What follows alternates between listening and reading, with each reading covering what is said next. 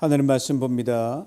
신약성경 골로새서 1장 3절에서 8절 말씀입니다. 골로새서 1장 3절에서 8절 말씀 제가 읽어드립니다.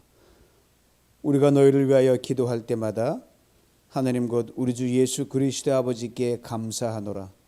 이는 그리스도 예수 안에 너희의 믿음과 모든 성도에 대한 사랑을 들었으며 너희를 위하여 하늘에 쌓아둔 소망으로 말미암음이니 곧 너희가 전에 복음 진리의 말씀을 들은 것이라. 이 복음이 이미 너희에게 이름에 너희가 듣고 참으로 하나님의 은혜를 깨달은 날부터 너희 중에서와 같이 또한 온 천하에서도 열매를 맺어 자라는도다. 이와 같이 우리와 함께 종된 사랑하는 에바브라에게 너희가 배웠나니 그는 너희를 위한 그리스도의 신실한 일꾼이요 성령 안에서 너희 사랑을 우리에게 알린 자니라. 아멘. 바울 평생 예수 그리스도를 증거하는 것을 목숨처럼 여겼던 사도 바울. 그는 자유인일 때도 많이 고생을 했지만 또 수없이 많이 감옥에 갇히기도 했던 그런 전력을 가지고 있고 결국은 감옥에서의 마지막을 보냈던 하나님의 사람이었습니다. 그러나 바울은 그 갇힌 감옥에서 주옥 같은 편지들을 써냈습니다. 옥중서신 그 중에 하나가 골로새서입니다. 한 번도 만나보지 못했던 성도들에게 쓴 편지입니다. 한 번도 가보지 못했던 교회에게 보낸 편지입니다.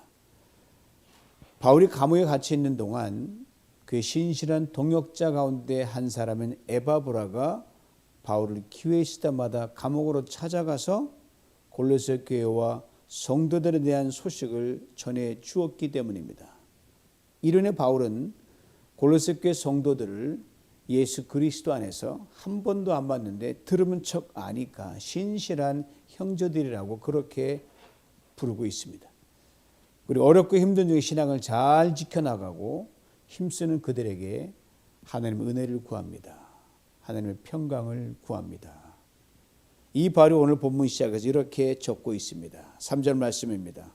우리가 너희를 위하여 기도할 때마다 하나님 곧 우리 주 예수 그리스도의 아버지께 감사하노라. 우리란 디모데와 바울을 일컫습니다. 다른 옥중 서신에는 내가라는 1인칭으로만 되어 있는데 오늘 골로새 교회는 특별히 하나를 더 넣어서 우리라고 이렇게 지칭합니다. 골로새 교회 성도들을 위해 아마 바울이 특별히 자기 아들 같은 디모데에게 기도를 부탁했던 것으로 보입니다. 이걸 봐서도 바울이 한 번도 보지 못했던 그 골로새 교회 성도들을 얼마나 귀히 여기고 사랑했는지를 짐작하게 해주는 대목입니다. 기도할 때마다 감사한다고 했습니다. 여러분, 기도와 감사는 항상 같이 갑니다. 예수님께 나사로의 무덤 앞에 드렸던 기도를 들어보세요. 나사로의 무덤 앞에서 하늘을 우러보시고 이렇게 기도하셨습니다. 아버지여, 내 말을 들으신 것을 감사하나이다. 기도의 자세한 내용은 알 길이 없습니다. 그러나 감사를 얹으셨습니다. 모든 것이 끝난 게 무덤 아닙니까? 그 앞에서 감사로 기도를 얹습니다. 그럼 우리가 기도에 아무리 어려운 상황이라도 기도에 감사를 얻는다는 것은 아무리 강조해도 지나침이 없는 겁니다. 오미크론 바이러스의 어두운 그림자가 빠른 속도로 각 나라와 지구촌을 덮어갑니다. 우리 가까이 오고 있습니다. 아주 가까운 가정, 인척, 교회 덮고 있습니다. 이런 상황에서도 우리는 기도할 때 감사로 더욱 무장했으면 좋겠습니다. 오미크론을 딱 앞에 놓고 이렇게 기도하는 것이죠. 하나님의 생명의 기운이 이 가운데 더 강하게 역사하심을 감사합니다. 이 기도하는 거예요. 3절에서 바울이 하나님을 부르는 표현이 아주 독특합니다. 하나님 곧 우리 주 예수 그리스도의 아버지. 이런 표현을 잘 안 쓰는데 이렇게 표현을 썼어요. 아신 대로 바울의 인생은 부활하신 예수 그리스도를 극적으로 만남으로 인해 180도 인생이 뒤바뀌어 버립니다. 자신의 모든 것을 nothing, 예수 그리스도를 everything 여기는 인생으로 변합니다. 이 예수 그리스도를 아들로 이 땅에 보내주신 아버지가 바로 하나님이라는 걸 바울이 말을 합니다. 하나님을 다른 이름이 많거든요. 전능하신 하나님, 여호와 이레 하나님 많은데 바울은 우리를 구원하신 주님을 보내주신 아버지로 아는 것이 가장 귀하고 귀하다는 자신의 고백을 여기에 담고 있는 겁니다. 맞지요? 그렇습니다. 예수 그리스도 때문에 우리 하나님을 알게 된 겁니다. 저는 요즘 부쩍 이런 생각을 자주 해요. 내가 예수 그리스도 알고 믿게 된 것이 가만히 생각해도 참 희한하고 놀랍고 기이한 거예요. 많고 많은 사람 중에 내가 어떻게 예수를 알게 됐을까? 그리고 저 자신에게 이렇게 주문처럼 자주 되뇌입니다. 예수를 더 깊이 알자. 예수를 더 깊이 알아가자. 그렇게 짧고 굵게 고백합니다. 하나님, 예수 때문에 감사합니다. 하나님, 예수 그리스도를 선물로 주신 것을 감사합니다. 최고의 감사죠. 보니까 이게 다예요. 그렇게 바울의 다음의 고백은 참으로 귀합니다. 그러나 무엇이든지 내게 유익하던 것을 내가 그리스도를 위하여 다 해로 여길 뿐더러 또한 모든 것을 해로 여김은 내 주 그리스도 예수를 아는 지식이 가장 고상하기 때문이다. 예수 그리스도만 목적으로 삼고 다른 모든 것을 수단으로 삼겠다는 의지의 천명입니다. 다른 모든 것은 어차피 다 놓고 가야 하는 것이 우리의 인생이기 때문입니다. 그러므로 목적과 수단이 뒤바뀌면 여러분, 그것은 잠시 유익이 될 수는 있어요. 결국은 손해가 됩니다. 예를 들면 우리가 그토록 소중한 돈이 없으면 경제 핏줄이기 때문에 아무것도 못하잖아요. 요긴한 것입니다. 그러나 돈이 목적이 되면 결국은 그 돈 때문에 손해를 보고 맙니다. 그러게 예수가 인생의 전부였던 바울은 사실 빈털터리 인생 다 예수를 안다 보다 완전히 nothing의 인생이었는데 이렇게 놀라운 고백을 해요. 내게는 모든 것이 있고 또 풍부한지라. 얼마나 이 자족함이 넘쳤는지 이런 고백을 하겠습니까? 모든 것이 다 있다. 필요 없다는 거죠. 풍부한지라. 모쪼록 2020년 한 해는 예수님 한 분만으로 만족하여 모든 것이 있다고 고백하고 또 풍부한 그런 삶을 살아내는 우리 모두가 되었으면 좋겠습니다. 바로 그런 삶을 골로새 교회 성도들이 살았다는 거 아닙니까? 그래서 바울은 감사했습니다. 골로새 교회 성도들을 위해 기도하기를 쉬지 않았습니다. 이에 대해 오늘 본문 4절과 5절에 이렇게 말씀합니다. 이는 그리스도 예수 안에 너희의 믿음과 모든 성도에 대한 사랑을 들었으며 너희를 위하여 하늘에 쌓아둔 소망으로 말미암음이니 곧 너희가 전에 복음 진리의 말씀을 들은 것이라. 이는이라고 했습니다. 즉 내가 감사하는 이유는 이것이다 라는 접속사죠. 여러분, 이유 없는 감사는 없습니다. 모든 것이 감사할 이유가 되기 때문입니다. 바울이 골로새 교회 성도들의 감사하는 이유는 딱 세 가지입니다. 그들의 믿음, 소망, 사랑 때문입니다. 다시 말하면 골로새 교회 성도들이 예수 그리스도 안에서 믿음이 자랍니다.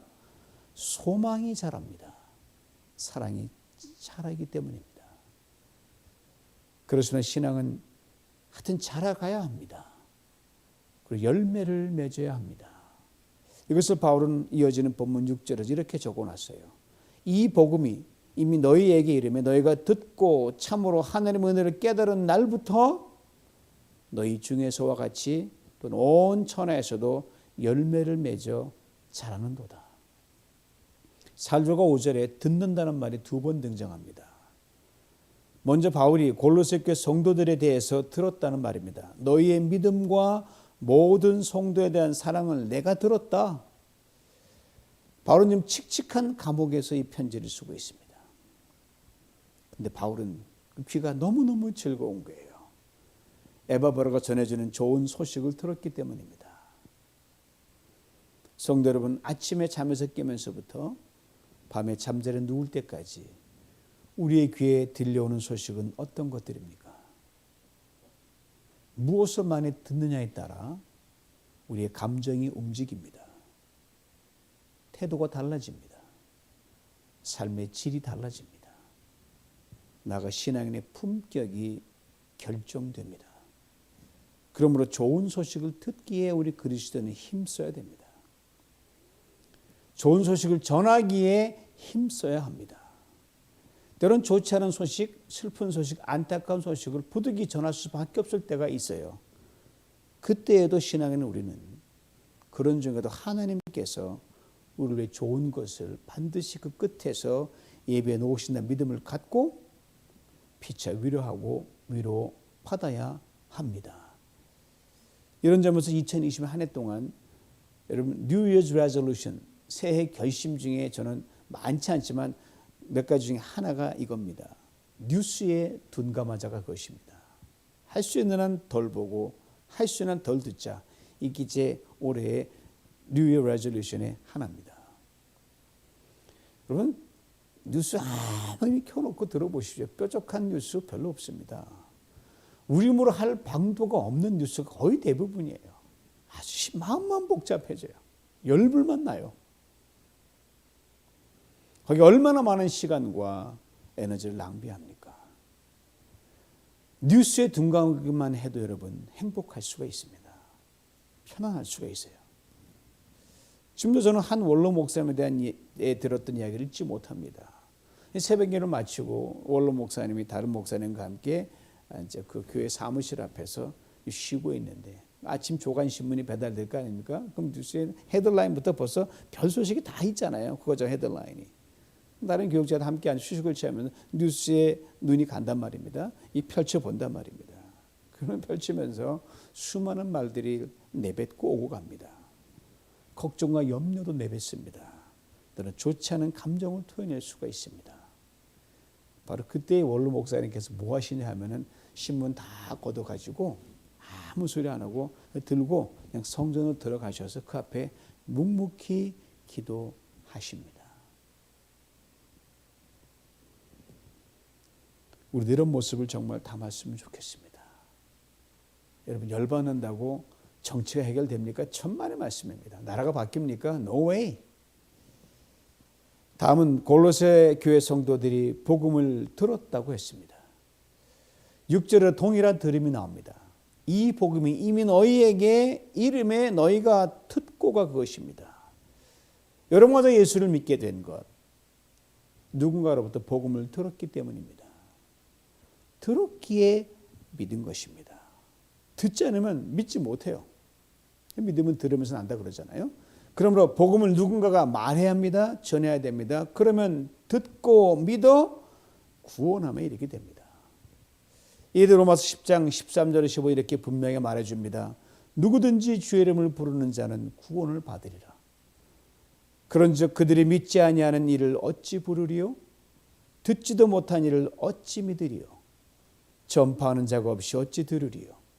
보내심을 받지 아니하였으면 어찌 전파하리요? 기록된 바 아름답도다 좋은 소식을 전하는 자들의 발이 함과 같으니라. 요새 전도하기가 참 어렵다고 그렇게 말들 합니다. 예, 맞습니다. 그러나 기회 될 때마다 예수 그 이름을 말하고 들려줄 수 있기를 원합니다. 하나님께서 기이하게 들을 수 있는 사람들이 들을 수 있도록 반드시 역사하십니다. 기이한 거예요. 경험해 보면 알 수가 있어요. 저 사람 들을까 말 그건 우리 고민이 아니에요. 그냥 말해주면 돼요. 예수님이 이 땅에 계실 때 그렇게 많은 이적과 기사를 행하셨잖아요. 그래도 귀를 닫은 사람이 있는데 우리야 뭐 두 말하면 말할 필요가 없는 거죠. 오늘날 귀를 닫는 사람들 많습니다. 입을 열어 교회와 그리스도에 대해서 거친 말을 거침없이 내뱉는 사람들이 있는 것 이상한 일이 아니라 지극히 당연한 일입니다. 물론 교회와 그리스도인들이 빛과 소금이 제대로 되지 못했기 때문에 지탄을 받는다는 이 엄연한 사실 앞에서도 우리는 예수 그 이름을 부르고 부지런히 말하고 들려줄 수 있어야 됩니다. 아무리 우리가 잘해도 여러분 흠 잡히게 돼 있습니다. 그거 두려워할 필요가 없어요. 그렇다고 멈출 수 없는 것이 복음입니다. 나는 못났죠. 그래 예수님은 잘나셨거든요. 나는 흠이 많으나 예수는 흠이 없으십니다. 전달 때 저는 아주 강력한 반대에 부딪혀 본 적이 많이 있습니다. 그럴 땐 전공법으로 나갑니다. 그래 나 못났어. 그래 그가 그 정도야. 하지만 나보지 말고 당신을 위해 십자가에 죽으시고 부활하신 그 잘난 예수, 흠없는 예수를 보세요. 그래 귀에 들려주는 게 제 사명입니다. 나머지는 그 들은 사람의 마음을 하나님께서 움직이십니다. 이것을 잊지 말아야 합니다. 당시 골로새에 있는 이방인들도 전대 이런 미련한 방법을 통해서 예수를 들었습니다. 믿었습니다. 그리고 이들을 중심으로 복음이 퍼져나갔습니다. 이렇게 해서 예수를 믿은 골로새 교회 성도들이 핍박 중에도 고난 중에도 정말 신앙생활을 잘 한다는 소식을 감옥 안에서 바울이 듣고 그렇게 기뻐했습니다. 감사했습니다. 먼저 이들의 믿음이었습니다. 바울이 그래서 이렇게 구체적으로 설명합니다. 그리스도 예수 안에 있는 믿음. 당시 예수를 믿는 믿음은 엄청난 대가를 지불해야 했습니다. 우리는 상상할 수가 없어요. 핍박과 고난이 그것이었습니다. 사회적으로 안정적인 삶을 보장받을 수가 없어서 쫓겨다녀야 돼요. 직장은 직장이에요. 도망 다녀야 돼요. 로마 식민자에서 황제만이 모든 백성들의 주라고 강요되는 그런 상황이었습니다. 그런 중에 아닙니다. 나의 주는 예수 그리스도 한 분뿐입니다. 를 고백하고 그렇게 살아간다는 것이 바로 이들의 믿음이었습니다. 그런데 이들의 믿음에 힘이 있었습니다. 쫓기고 핍박당하고 두들겨 막 그런 가운데서도 놀라운 역사가 일어났습니다. 다음에 이들의 사랑이었습니다. 바울이 또 이렇게 구체로 설명합니다. 모든 성도에 대한 사랑. 예수를 잘 믿으면 반드시 사랑하게 되어 있습니다. 그리고 그 사랑의 대상에는 그 어떤 차별이 없게 됩니다. 누구를 미워하고 싫어 이런 게 안 들어요. 생각도 안 나요. 다 사랑합니다. 인간에게 그 사랑 분명 불완전하죠. 그러나 일단 사랑하기로 결단하면 시간이 흐를수록 그 사랑이 점점 원만하게 됩니다. 잠언 4장 18절에 이런 말씀이 있습니다. 의인의 길은 돋는 햇볕 같아서 점점 빛나서 원만한 광명에 이른다. 의인, 즉 믿음으로 사는 사람입니다. 그가 사랑합니다. 그 사랑이 처음엔 햇살처럼 여기 조금 저기 조금 빛이 납니다. 점점 자랍니다. 성숙합니다. 어디 하나 모자람이 없는 참 기가 막힌 좋은 사랑으로 바뀝니다. 원만한 광명이 된다는 거예요. 이런 사랑으로 모든 이들을 사랑하니 그 사랑의 모난 부분이 깎입니다. 까칠한 부분들이 다듬어집니다. 그 사랑의 거친 마음들이 부드럽게 됩니다. 이것이 골로새 교회 성도들의 사랑이었습니다. 마음속에 혹 누군가에 대한 껄끄러운 마음이 있다면 여러분 주님이 결코 기뻐하지 않으십니다. 얼굴을 대할 때 사람이니까 좀 어색해서 안 될 수는 있어요. 그러나 마음에서만큼은 여러분 그리스도인들은 이 껄끄러움을 과감히 청산해야 됩니다. 그걸 계속 가지고는 정말 힘들게 살아갈 수밖에 없습니다. 그리고 사랑할 대상을 품고 주님 앞에 기도를 매어 달리는 수밖에 없어요. 이거 좀 없애달라고. 미미 하나마 그렇게 기도할 때 그 대상에 대해 사랑의 햇살이 비춰지는 것을 내가 경험하게 됩니다. 성령이 도우시니까. 그러되면 그를 향한 사랑이 점점 빛나고 커져서 원만하게 될 것입니다. 이것이 골로새 교회 성도들의 사랑이었습니다. 성경 그리스도의 사랑에 대해 분명히 말합니다. 요한일서 3장 14절입니다. 우리는 형제를 사랑함으로 사망에서 옮겨 생명으로 들어간 줄을 알거니와 그 다음 잘 들어보십시오. 사랑하지 않는 자는 사망에 머물러 있느니라. 이미 예수 안에 있어도 사랑하지 않으면 여전히 사망의 냄새를 풍기는 사람으로밖에 살아갈 수 없다는 거예요. 미움 자체가 사망이니까요. 마지막으로 이들의 소망이었습니다. 바울이 그것을 구체적으로 설명합니다. 너희를 위해 하늘에 쌓아둔 소망은 기다림입니다. 보이지 않으나 확실한 것을 기다립니다. 보이지 않 저 멀리 확실히 있어요. 우리 예수 믿는 사람의 소망은 언제나 이중적입니다. 소망의 시점은 언제나 오늘이거든요. 그러나 소망의 성취는 언제나 내일입니다. 특별히 종말적이고 궁극적인 성취는 저 먼 미래, 때로 우리가 죽은 뒤에도 찾아오고 저 먼 미래에 있습니다. 소망의 시점이 오늘이라는 것에 대해 조금 설명이 필요합니다. 예수를 믿는 순간부터 바로 소망의 시작입니다.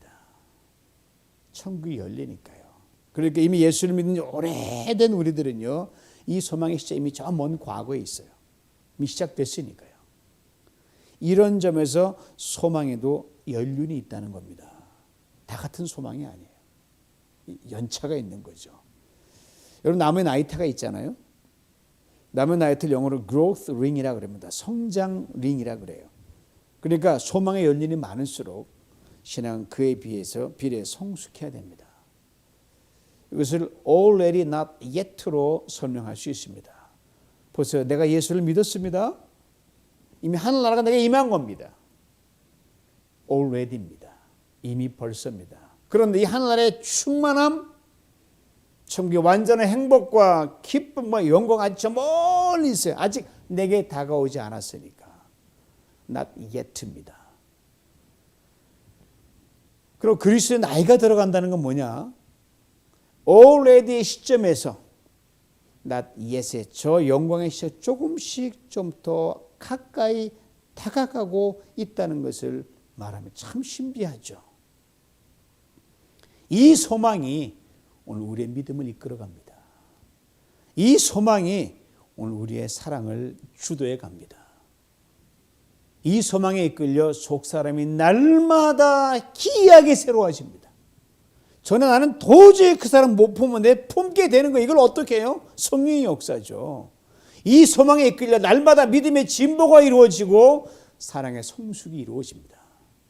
그러되면 전에 결코 보이지 않던 것이요, 보여요. 여러분, 전에 들리지 않던 것이 들립니다. 전에 경험하지 못한 것들을 경험하게 됩니다.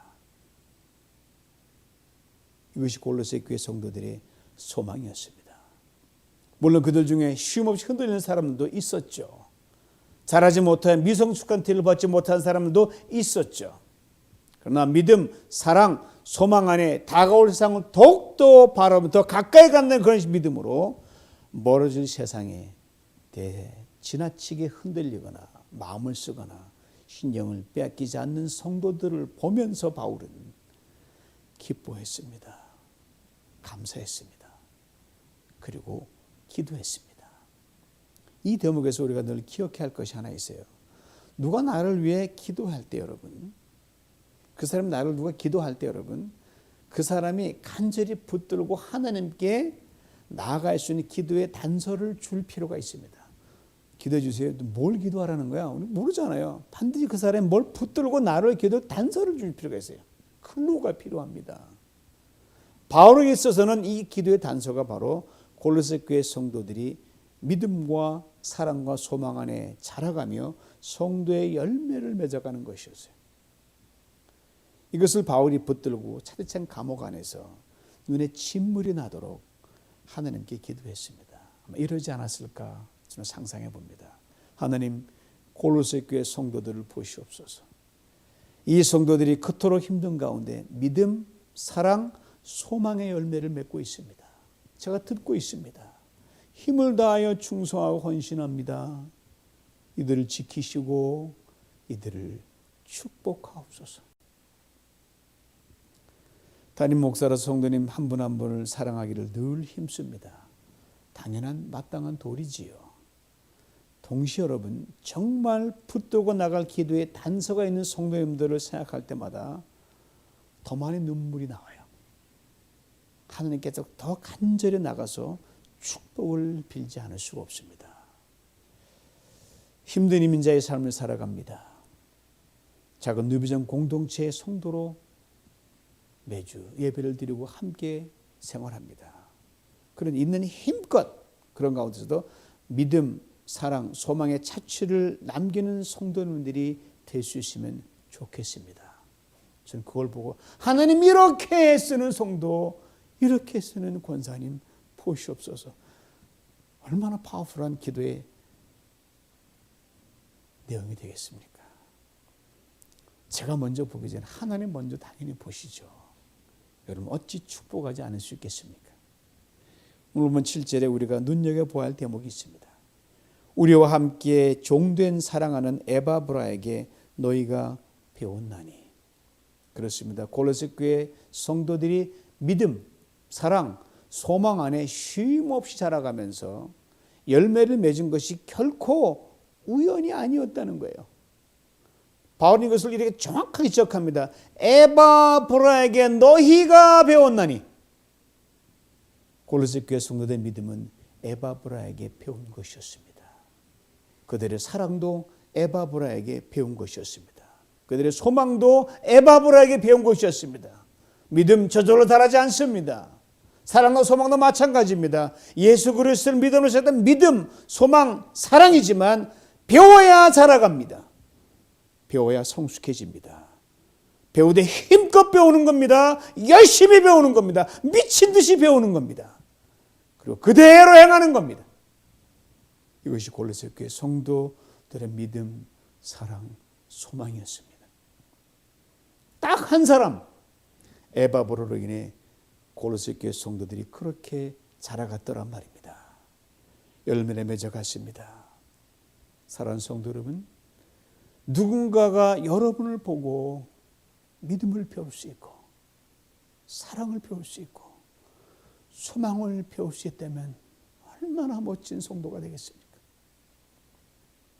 그런 멋진 성도 한 사람이 있어도 교회 달라집니다. 목장이 달라집니다. 그러다면 우리 교회 작지만 강한 교회가 됩니다. 작지만 영향 있는 교회가 됩니다. 이미 그 힘을 발휘하고 있음이 곳곳에서 감지가 됩니다.